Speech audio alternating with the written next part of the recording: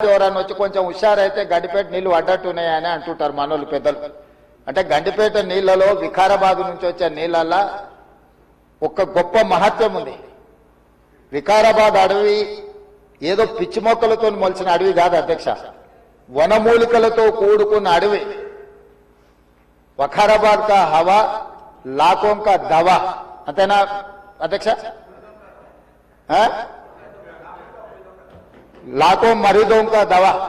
TB వచ్చిన వాళ్ళని తీసుకెళ్లి వికారాబాద్లో వదిలేస్తే అక్కడ 3 నెలలు ఉంటే నేచరే వాళ్ళని క్యూర్ చేసే విధంగా, అంటే నిజాం వికారాబాద్ అడవులను పిచ్చి మొక్కలతో కాకుండా వనమూలికలతో కూడుకున్న చెట్లను నాటి వాటిని పెంచడం వల్ల వికారాబాద్లో టెంపరేచర్స్ తక్కువ ఉంటాయి అధ్యక్ష.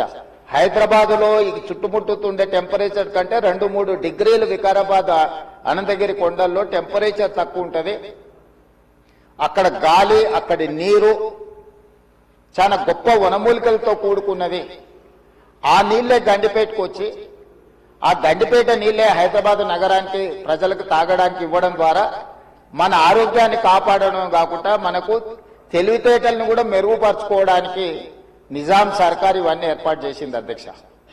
కాలక్రమేణా స్వతంత్రం వచ్చింది, సాంకేతిక నైపుణ్యం పెరిగింది. సాంకేతిక నైపుణ్యంతో నగరాలు అభివృద్ధి చెంది జలవనరులను కాపాడుకోవాల్సిన మనము ఆ దిశగా ప్రయాణం చేయలే అధ్యక్ష.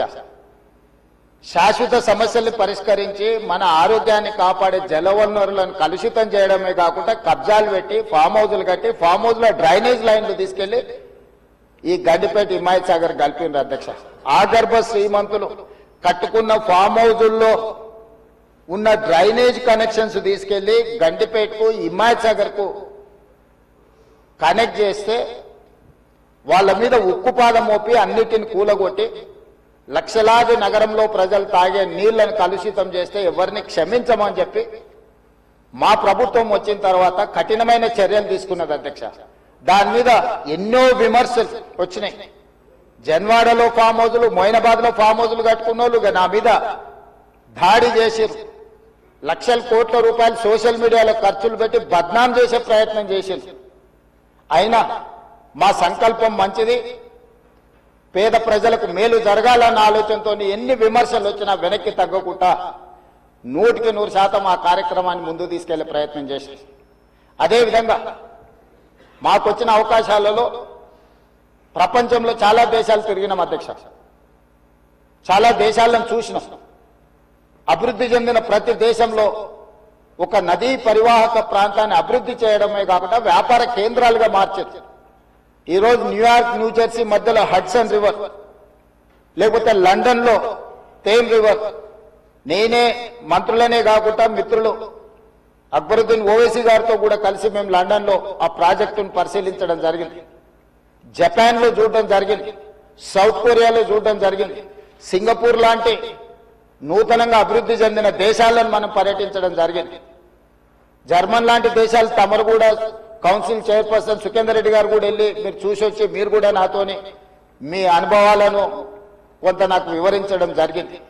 అంటే ప్రపంచ స్థాయి గుర్తింపు పొందిన నగరాలలో నదీ పరివాహక ప్రాంతాలను కాపాడుకోవడమే కాకుండా ప్రక్షాళన చేయడమే కాకుండా వ్యాపార కేంద్రాలుగా మార్చి ఆ రాష్ట్రము, ఆ దేశం యొక్క ఆర్థిక వ్యవస్థను బలోపేతం చేసుకోవడానికి ప్రపంచ దేశాలు పోటీ పడుతున్నాయి. ఈరోజు గుజరాత్ అహ్మదాబాద్ లో సబర్మతి రివర్ ఫ్రంట్ కట్టుకున్నారు. భారతీయ జనతా పార్టీ నాయకులు, ప్రజాప్రతినిధులు గొప్పగా చెప్పుకుంటుంటారు. నరేంద్ర మోడీ గారు, అమిత్ షా గారు గుజరాత్ లో సబర్మతి రివర్ ఫ్రంట్ అద్భుతంగా కట్టిరని దాదాపుగా 60,000 ఫ్యామిలీలను అక్కడి నుంచి తరలించింది అధ్యక్ష.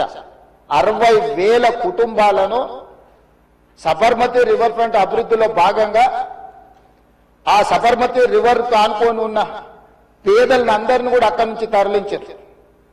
ఉత్తరప్రదేశ్ లో గంగా నది ప్రక్షాళన చేసి అక్కడ రివర్ ఫ్రంట్ కట్టుకున్నారు. ఈ మధ్యకాలంలో ఢిల్లీ ఎన్నికల్లో బీజేపీ యమునా నదిని ప్రక్షాళన చేసి ప్రపంచ స్థాయి నదీ పరివాహక ప్రాంతాన్ని అభివృద్ధి చేస్తామని ఎన్నికల్లో భారతీయ జనతా పార్టీ నరేంద్ర మోడీ గారు చెప్పి ఢిల్లీ ఎన్నికల్లో గెలవడం జరిగింది. ఆ విషయాలను అన్నిటినీ భారతీయ జనతా పార్టీ అద్భుతంగా గొప్ప అభివృద్ధి నమూనాగా మాట్లాడుకొని ఎన్నికల్లో ఎజెండాగా మార్చి చెప్పుకున్నారు అధ్యక్ష. మేము తప్పు పట్టడం లేదు. అభివృద్ధి జరిగినప్పుడు కొంతమందికి ఇబ్బంది జరుగుద్ది.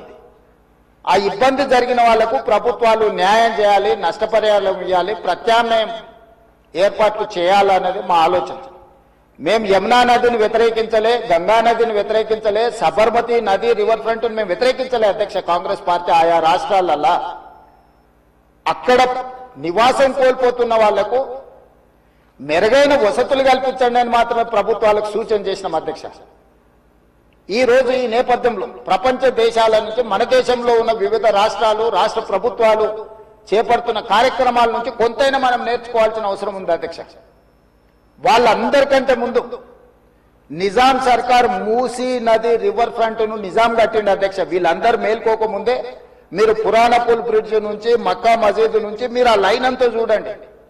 గుల్జార్ హౌస్, మోజంజాయ్ మార్కెట్, మీరు గండిపేట, ఉస్మాన్ సాగర్, హిమాయత్ సాగర్ నుంచి మొదలు పెడితే పరివాహక ప్రాంతంలో ఎన్ని హెరిటేజ్ స్ట్రక్చర్స్ ఉన్నాయి. తారామతి, బారాదరి నుంచి మొదలు పెడితే ఆ నదీ పరివాహక ప్రాంతంలో దశాబ్దాల కిందే నిజాం ఒక నదీ పరివాహక ప్రాంతాన్ని వ్యాపార కేంద్రాలుగా తీర్చిదిద్ది ప్రపంచ దేశాలతోనే పోటీ పడే విధంగా ఆనాటి హైదరాబాద్ రాష్ట్రాన్ని అభివృద్ధి చేసింది అధ్యక్ష Nizam.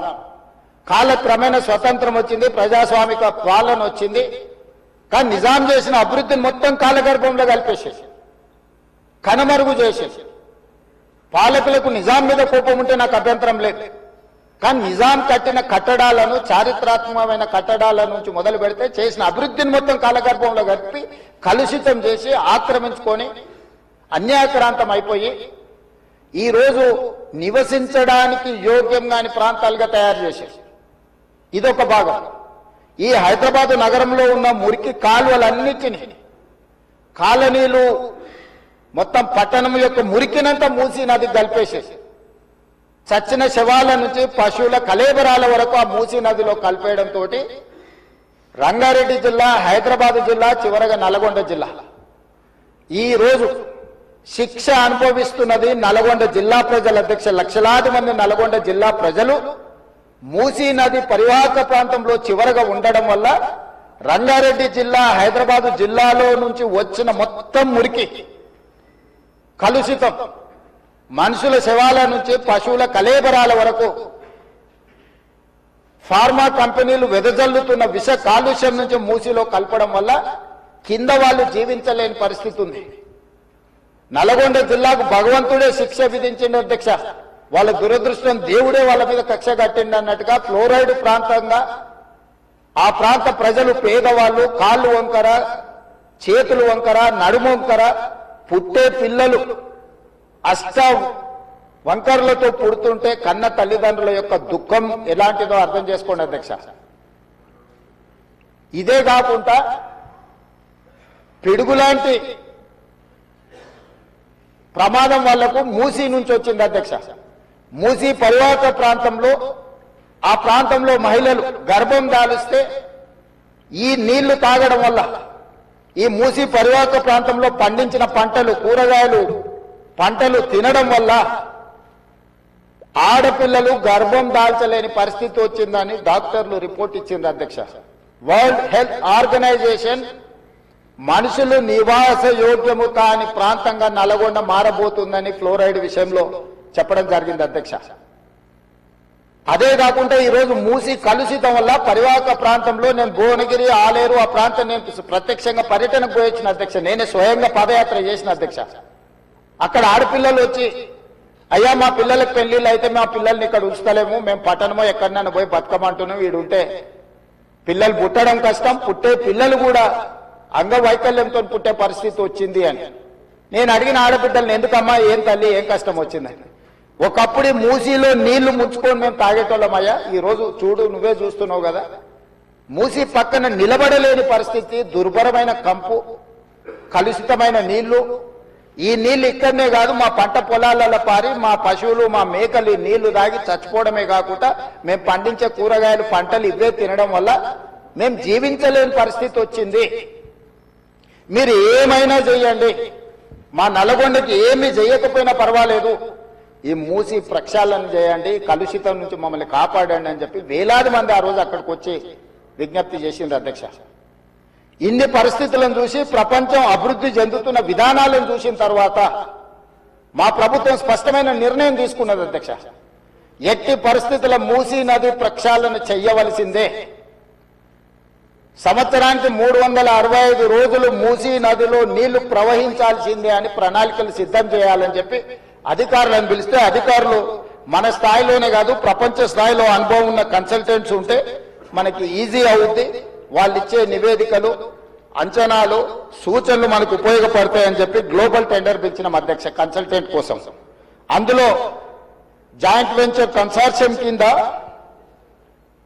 మాన్హాట్ Singapore private limited, Singapore కు సంబంధించిన సంస్థ, Cushman Wakefield private limited, Rios design studio, ఒకరు ప్రాజెక్టులు డిజైన్లలో, రెండవరు ఫైనాన్షియల్ కన్సల్టెంట్స్, ఒక ఆర్థికంగా ఏ రకంగా బ్యాంకుల నుంచి రుణాలు పొందాలి, ఏ రకంగా వ్యాపార కేంద్రాలను అభివృద్ధి చేయాలి, మూడవరు నీళ్లను ఏ విధంగా ఉపయోగించాలో ఈ ముగ్గురు కన్సార్షియం కింద ఏర్పడి ఈ రోజు మూసీ రివర్ డెవలప్మెంట్ ఫ్రంట్ నుంచి మనం టెండర్లు పిలిచి ఈ కన్సల్టెంట్ మనం అపాయింట్ చేసుకోవడం జరిగింది అధ్యక్ష.